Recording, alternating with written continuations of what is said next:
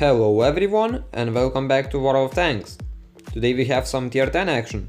I drive one of the newest tanks in my garage, T110E4, which is a tier 10 American turreted tank destroyer. And I'm also platooned with my clanmate Majerion in his Grill F-15.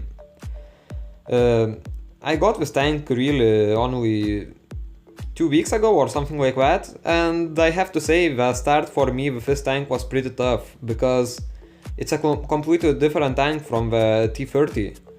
And I was used with T30 to go how down with its amazing minus 10 degrees of gun depression and strong turret, while T110E4 doesn't really have any of those. While the turret is strong, but it has a huge and easy to hit weak spot. And also it has very bad gun depression of only minus 6 degrees. But now I started to feel the power of this tank and I start to enjoy it. So here we go. I try to set up a shot, I see a leopard, I load high explosive and voila! With the high explosive shells on this tank you can hit really hard. The average damage for the high explosive shells on this tank is 960. So if you see a weakly armored part of an enemy tank, always use that. And the high explosive also has a pretty nice penetration of 90mm.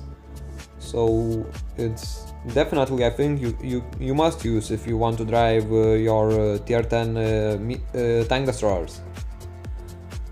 So we try to poke out at to get a shot at the T110E4, but he gets out of our range. But I see a Jack Panzer E100 and I put one nice shot into him. Now I really want to help our IS-7 to deal with that enemy mouse, because really 1 against 1, if you are in a heavy tank, mouse is a pretty hard opponent to handle. So I put one big shot into the back of a mouse turret and get a pretty lucky shot from the T110E4.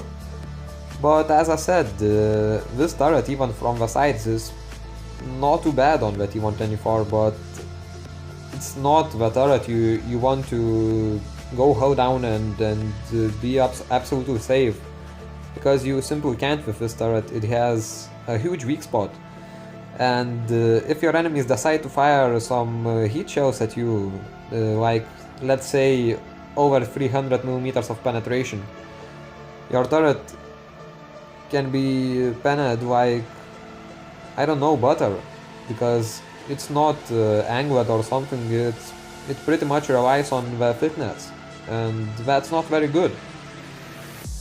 So we land a shot on the T110E4. Unfortunately it was a huge low roll, but not a problem, because I see that T110E4 has now 616 hit points, and I try to kill him, but again low roll. So yeah, sometimes you get those unlucky rolls, but nothing you can do. I try to go and help my clanmate, but unfortunately he gets taken out. I see enemy Grill F-15 going this way, so I stop, I load high explosive and I prepare my shot. That's what happens, Grill pops up and I get a nice big shot into him. So now we are 3 against 1, things look pretty well.